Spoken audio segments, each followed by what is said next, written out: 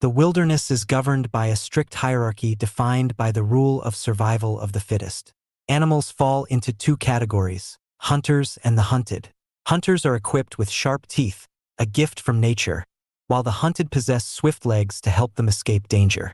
However, even the fastest legs are of little use when an animal is surrounded by a pack. The world around us mirrors this brutal reality, though in our case, animals hunt for survival. The scene then shifts to a boy lying on the floor in the classroom with tears in his eyes. Bleeding from his nose, he can't shake the feeling that he has no value in this world. A group of boys, laughing at him and ordering him to get up, were responsible for his current condition. The leader of the group, Galwa, warned him to stand if he didn't want more beatings.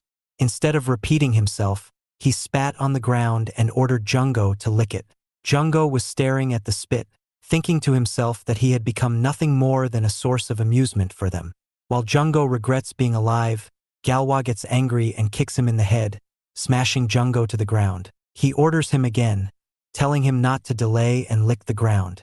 As Jungo sits up, he orders him to cooperate, telling him it is inevitable and that there is no need to make things more difficult than they already are. As Jungo muttered an apology in a low voice, Galwa coldly interrupted, ordering him to bark instead of speaking. Jungo shockingly looks at him, but he soon realizes that he has no other choice but to obey his orders. The students burst into laughter as soon as Jungo starts barking. As Jungo pants with his hands like a dog, Galwa orders him to stop and lick the spit on the ground. Scratching the floor in anger, Jungo started licking the spit. Watching him lick the ground, the students start laughing in disgust. In the hierarchy of the food chain, Jungo sees himself as nothing more than a four-legged prey, beneath someone like Galwa, who reigns at the top. At that moment, Galwa pulls an expired milk carton from his pocket and pours its contents over Jungo's head, presenting it as a twisted reward for his obedience. He asks him if the milk smells bad and orders him to slurp it from the floor. Without hesitation, Jungo starts to obey. The entire class watches, witnessing the bullying unfold at the back of the room. Jungo realizes that the other students feel a sense of relief from not being the ones targeted by Galwa. With blood and milk covering his face, he wonders why he is being bullied. With tears in his eyes, he wonders why it has to be him and not someone else. Apart from this suffering, he was slowly trying to unalive himself by steadily placing a cut on his nerves. He cries, praying for help from anyone, even the devil himself, hoping for a way to escape the hellhole he's trapped in.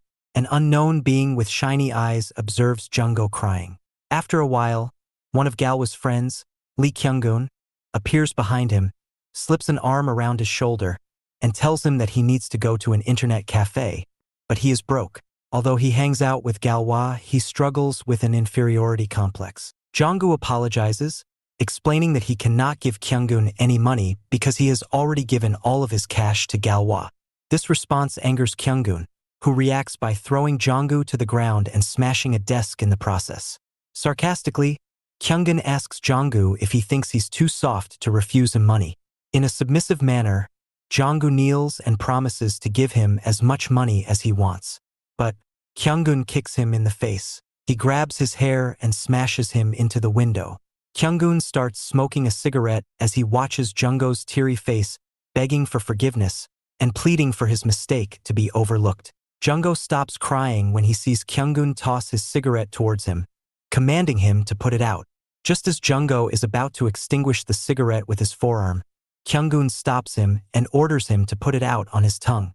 Jungo is shocked and tries to resist, but Kyunggun angrily asks if he wants another lesson. Realizing there's no other choice, Jungo reluctantly prepares to put out the cigarette with his tongue. The same unknown being laughs watching this incident happen. As Jungo picks up the cigarette, he thinks of himself as a complete loser. Staring at Kyunggun, he silently wishes for a life of happiness, wishing they would just leave him alone. As he sticks out his tongue, he curses them for not having the slightest understanding of his pain. Fear grips him, realizing that it should be them who should be suffering instead of him. As the cigarette touches his tongue, he silently wishes that the pain he's been forced to endure should be shared with them, even just for a moment. Jungo was shocked to see Kyunggun crying in pain with his hands on his mouth. Unaware of the situation, he runs away, even though Kang Yoon tries to stop him by asking about his pain. Jungo reaches the school's top floor, realizing that he felt no pain when he touched the cigarette to his tongue. Jungo sits on the floor wondering why Kang Yoon screamed in pain instead of him. Just then, the same unknown being emerges from the floor, asking Jungo if he wants to know about the reason for that incident. It greets Jungo by offering his hand for a handshake, but instead Jungo gets scared of it. The being tells him to calm down as it is there to help him. Jungo confusingly looks at it, asking if it is actually there to help him. The being agrees, revealing that it was the being who gave Jungo those powers and promises to get him out of that hellhole, introducing itself as the archdevil Mephistopheles. Jungo is still scared as Mephistopheles asks if he wants to play a game with him. Jungo gets confused and asks Mephistopheles what is he doing there. Mephistopheles replies saying that Jungo summoned him. The scenario then shifts to the backyard of the school, showing Kyunggun drinking a cigarette while wondering about the incident that happened with Jungo. Kang Yoon was confused about his injury, although he was certain that he had told Jungo to burn his tongue. However, unlike him, Jungo remained unscathed. He angrily throws his cigarette and extinguishes it with his shoes, certain that he would take Jungo's life. On the other hand, Jungo, confused, asked Mephistopheles about his powers. Mephistopheles explained that Jungo had received powers from him, revealing that if Jungo harmed someone while thinking of someone he hated, the person would feel the pain. He also adds that Jungo will not get hurt. But he soon reveals that all of those powers have a price to pay. Jungo gets shocked about hearing about the price. Mephistopheles reveals that every time Juno uses his powers, he will lose an equal amount of his own lifespan. Jungo grabs Mephisto, screaming it to be not fair. Mephisto struggles, trying to say he should be released, but eventually, he stops resisting and reveals that Jungo has only two choices: continue to suffer without his powers, or embrace them and become a hunter himself. As the weight of his torment floods his mind, Jungo resolves never to forgive those responsible. Fueled by a burning desire for revenge, he accepts the offer. Without any delay, Mephisto snaps his fingers, marking Jungo's forearm with a symbol. Seeing the symbol, Jungo asks about it. Mephisto reveals that the mark on his hand is a proof for their deal. The more Jungo uses his powers, the more the mark will try to consume his lifespan. He adds that Jungo will own this power only for 30 days. Mephisto takes the leave, telling Jungo to do whatever he wants to do with those power and entertain him in the process. After Mephisto disappears beneath the surface, Jungo gazes at the mark on his hand, a wicked chuckle escaping his lips as he eagerly anticipates taking his revenge on Galwa. The scene shifts to the classroom, where Kang Yoon grips Jungo's head, demanding that he meet him on the roof during lunch. Kang Yoon exits the classroom, warning him to be there, or things might spiral out of control. Jungo heads to the rooftop during lunch, his powers giving him the confidence to face whatever awaits. Kang Yoon, waiting on the rooftop, sneers, thinking Jungo would be too frightened to show up. He spits on the ground before approaching Jungo, demanding an explanation for the trick he pulled on him the day before. Jungo smirks maliciously, replying that Kang Yoon got exactly what he deserved. Kang Yoon looks at him angrily, landing a kick on his stomach without showing any mercy. Kang Yoon cracks his knuckles, coldly watching as Jungo collapses to the ground. As Jungo struggles to rise, Kang Yoon charges at him, intent on ending his life. However, Kang Yoon slows as he watches Jungo pull a knife from his pocket and stabbing himself in the thighs. Before Kang Yoon can reach Jungo, he collapses to the ground, clutching his thigh. Kang Yoon looks up in pain, asking Jungo about what's happening. Jungo, grinning wickedly, sarcastically asks Kang Yoon if he is in pain. Kang Yoon struggles trying to stand up as he realizes that the pain is real. But Kang Yoon gathers all his strength and dashes towards Jungo, holding him up and making him fall to the ground again. Jungo's impact on the ground resulted in him losing the knife. Kang Yoon sits on him and tries to choke him, and making him remember that he has no value in this world.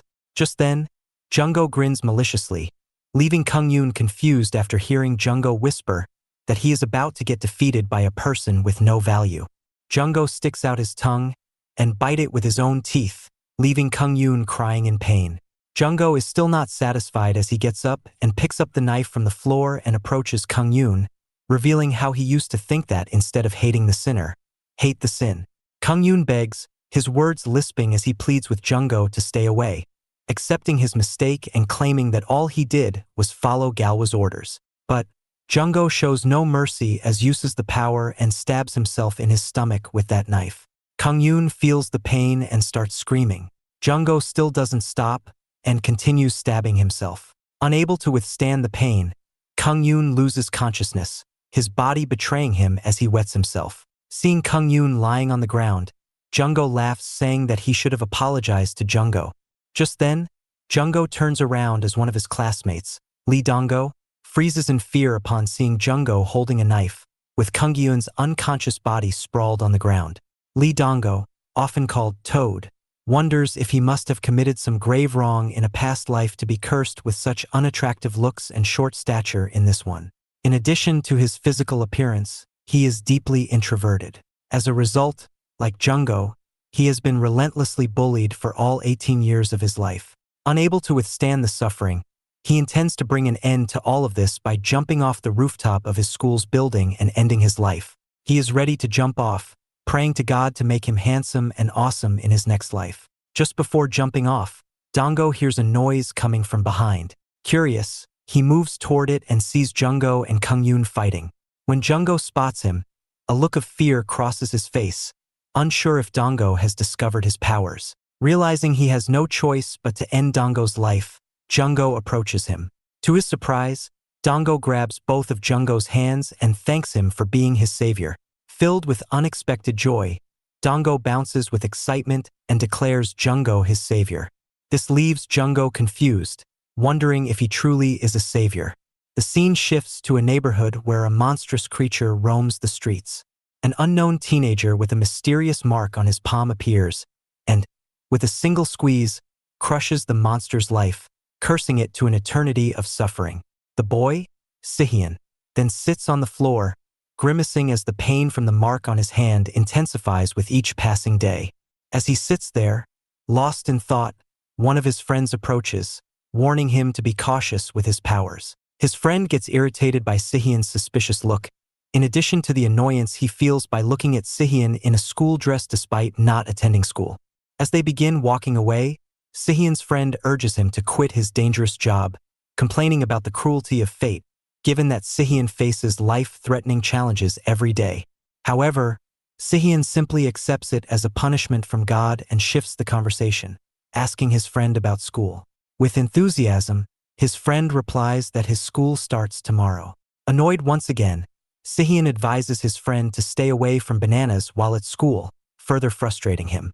Jungo sits in his classroom, lost in thought and weighed down by the misunderstanding that Dong-go sees him as a savior of the oppressed. His attention is drawn to the corridor, where Dong-go, as usual, is being bullied by his classmates. To them, Dong-go is nothing more than a source of entertainment, with his peers toying with him as if he were a frog. Frustration builds inside Jungo as he watches, silently apologizing to Dong-go, knowing he's powerless to help. Jungo is caught off guard and feels a surge of anxiety when Yoon-hee, one of his classmates, asks him to let her know by tomorrow if he plans to join the school trip as everyone except him already signed up for it. He blushes shyly, agreeing to let her know his decision by tomorrow. Jungo watches her walk toward her friends, reflecting that she's the only person in his class who seems to care about him. On top of that, she's beautiful, smart, and has a great personality, making her one of the most popular girls in school. Realizing that he is an outcast, he is certain that a girl like her would never be interested in him. After school, he begins his walk home, wondering if he'll ever experience a normal life like everyone else. As he walks, he realizes the limits of his powers when the pain in his hand starts to overwhelm him. He looks up, noticing his name being called by Galwa. Looking at him, he remembers that he was completely unattentive towards him. He gets scared as Galwa calls Jungo towards him, wondering if he should really go or try to run away. He gathers all his strength and decides to face him. He approaches Galwa, being confident in showing him that he is not a pushover. Galwa watches as Jungo confidently walks towards him without being dragged down. To provoke Jungo, he asks if Jungo has realized that he is nothing more than a loser. As Jungo approaches, Galwa feels uncertain about Kyunggun's whereabouts. Kyunggun had told him that he would take care of Jungo during lunch, but he hasn't been seen since then. Galwa is certain that Kyunggun wouldn't just disappear without letting him know. Additionally, he is shocked to see that Jungo appears healthy, without a single scratch on his body. But Jungo doesn't pay any attention to him and is too focused on taking revenge. He is confident to take out his knife from his bag as he is some distance away from Galwa. But before he could implement any of his ideas, Galwa suspects if Jungo is ignoring him and asks him about it. As Jungo looks directly towards Galwa, who is drinking a cigarette, fear grips him. Before Jungo could react, Galwa lands a kick on his stomach, leaving him trembled. Unexpectedly, Jungo was still standing on his legs, even though he was feeling like his stomach would burst. Ignoring Galwa's question again, he tries to look towards his bag, where the knife is kept. Seeing this, Galwa rushes towards Jungo angrily, intending to punch him. Jungo had no time to react, and Galwa lands a forceful punch on his stomach. Jungo drops down on the floor, coughing and struggling to breath. Without showing any mercy, Galwa picks Jungo up holding his hairs and asks him about Kyungjun's whereabouts. But Jungo is too worn out to answer his questions, and as a result, Galwa punches him again in the face. Lying on the ground, Jungo realizes the need to use his powers against Galwa to get revenge. With a fierce resolve, he reaches into his bag, pulling out a knife, even though Galwa has pinned his face to the ground with his firm leg. Galwa gets shocked as he watches Jungo takes out the knife and stab himself in his forearm. Unexpectedly, Jungo ends up injuring himself. Both Galwa and Jungo are surprised to see this. Jungo's mind races, still unable to understand why he's the one lying wounded on the ground, rather than Galwa despite having powers given by Mephistopheles. Jungo screams in pain as Galwa extinguishes his cigarette on Jungo's cheek. Galwa continues beating him even though Jungo is begging for him to stop. Galwa's friend observed the scene, silently reflecting on how fortunate he was to be Galwa's ally rather than his enemy. As Galwa continued to strike Jungo, a voice suddenly called out, commanding him to stop. He looked toward the source of the voice and saw Lee Sian standing nearby with his friend. Galwa stands up, asking why was Sian there. As Sian takes Galwa's name, he warns him to not take his name if he wants to stay alive. Sian's friend is uncertain about Galwa's behavior, unlike Sian, who seems to have a little information about Galwa. As he watches Galwa and friend approach them, Sian and his friend provokes them to pick on someone their own size rather than someone weaker than them. Galwa's friend, Jang Sukmu, who is a specialist at judo, provokes Sian's friend by addressing him as a chimp.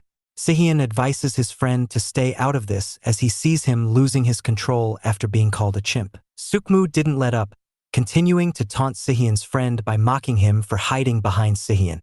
His words only served to fuel the growing anger in Sian's friend, who warned Sukmu to stop. However, Sukmu ignored the warning and kept up his insults, calling him a chimp over and over. Unable to hold back any longer, Sian's friend snapped, rushing at Sukmu while firing back, suggesting that Sukmu's mother must be a monkey too.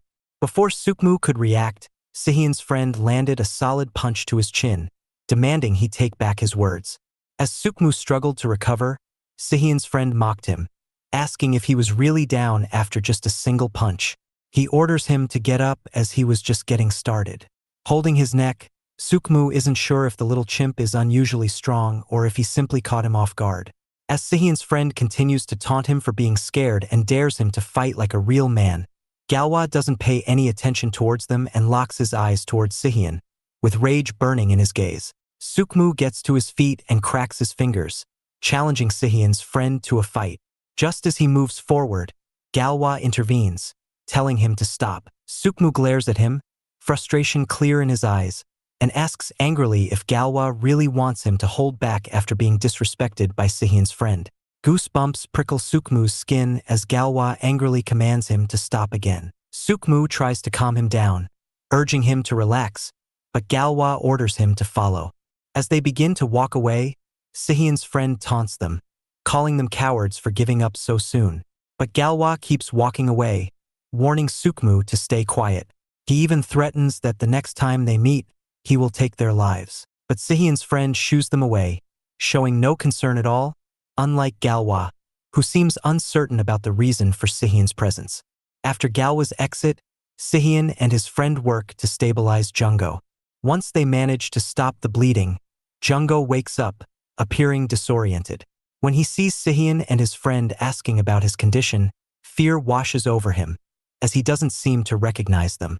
He quickly stands up, thanking them, sensing that Sian is upset by his previous behavior despite them saving his life. As Jungo gets up, Sian senses something off about him and asks what's going on. Before he can uncover the truth behind Jungo's powers, Jungo dashes, running away in a panic. Seeing Jungo run off, Sian's friend grows upset, having expected him to act differently after receiving their help. Meanwhile, Mephistopheles watches the scene from the rooftop of a nearby house, casually eating chips as he gets more interested in observing the game he is playing with Jungo. Jungo rushes into the same room where he first met Mephistopheles, shouting his name with certainty, convinced of Mephisto's presence there. As expected, Mephistopheles appears from the rooftop, asking why Jungo is screaming his name. Jungo spots Mephistopheles and demands to know why his powers didn't work against Galwa. Despite slashing his wrist, Galwa remained unharmed. Mephistopheles laughs, casually admitting that he has no idea why. Jungo gets frustrated and asks Mephisto to stop messing around. But suddenly, Jungo starts laughing, mocking Mephistopheles by saying he doesn't seem as powerful as he claims to be. He adds that dealing with a demon like Mephistopheles should be easy for him. However, Mephistopheles gets offended, extending his arm and choking Jungo, lifting him off the ground. As Jungo struggles, Mephisto coldly explains that Jungo is nothing more than a source of entertainment to him. He releases Jungo, and as he falls to the ground, coughing, Mephistopheles explains that Jungo's powers would only work under one condition: hatred. Mephistopheles asks Jungo what emotions he felt during his fight with Galwa.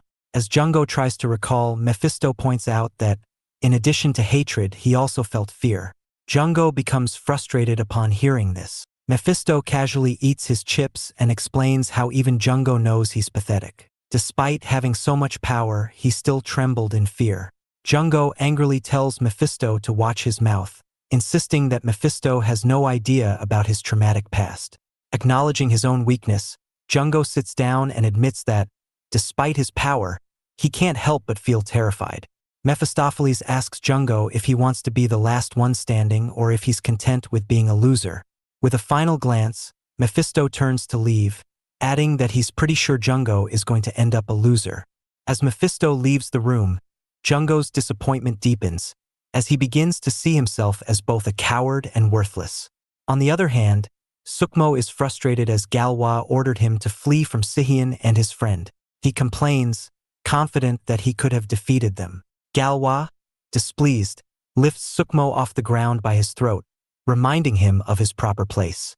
He intimidates Sukmo further by asking if he wants to be punished like last time. Sukmo apologizes, thinking of Galwa's strength, which seems as unyielding as steel. As Galwa releases him, Sukmo collapses to the ground, coughing. Galwa warns him never to question his methods again. Sukmo agrees to him, thinking about taking down Sihian's chimp of a friend if they cross paths again. Both of them flinch at the sound of Sukmo's ringtone. As Sukmo answers the call, he listens in surprise, questioning the caller. Galwa, now alert, watches closely as Sukmo presses for details about the incident. As they reach the rooftop of the school, Sukmo presses his friend for answers. However, his friend seems clueless about why Kyunggun is lying unconscious on the floor. Sukmo glances at Kyunggun, and his friend nervously asks what they should do. Galwa, casually smoking a cigarette, orders them to lift the body.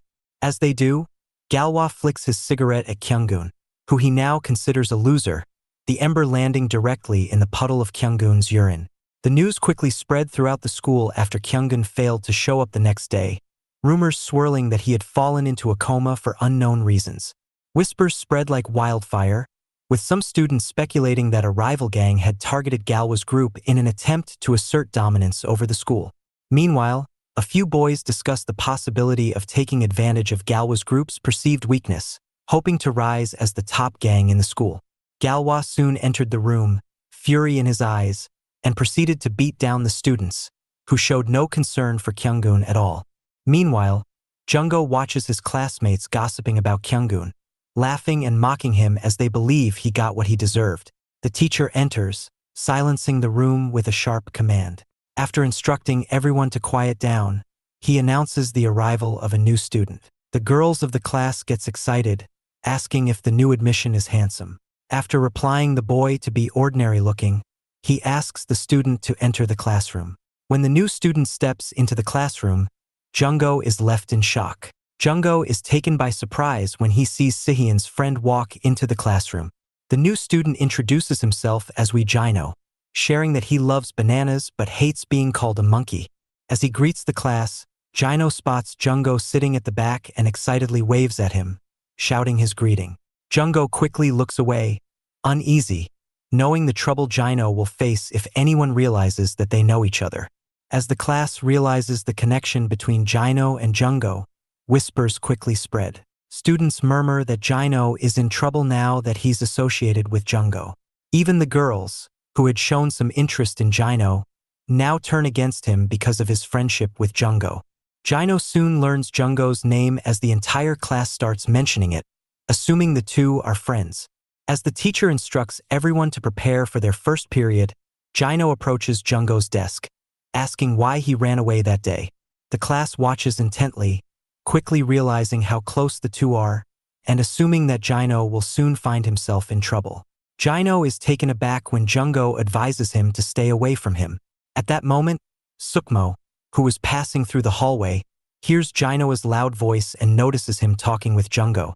As he watches, Jian asks Jungo that why was he telling him to ignore Jungo. In order to take his revenge, he rushes towards him. But Jino senses the danger and, in a quick move, shoves Jungo aside to protect him, taking Sukmo's strike. Jungo realizes Jino's intention of protecting him, as he sees him crashing into the desk. Sukmo glares at him with anger as he explains that his day has already been ruined by the relentless rumors. As Jian locks eyes with him, Sukmo warns him not to look his way. Just then, Jian charges at Sukmo, but Sukmo is confident that he won't fall for the same trick twice. Sukmo lunges forward, attempting to grab him, but Jian's swift feet allow him to effortlessly dodge. The momentum carries Sukmo forward, and Jian taunts him, claiming he will defeat him again. Word of the fight spreads quickly, drawing a crowd of students from other classes. As they watch Jian skillfully dodge every one of Sukmo's attacks, Sukmo's frustration only grows. He tries again to land a blow, but Jian continues to evade him with ease, his speed leaving Sukmo helpless. Sukmo grows increasingly frustrated as he hears the crowd murmuring about how weak he looks against Jian, who effortlessly dodges every one of Sukmo's attacks.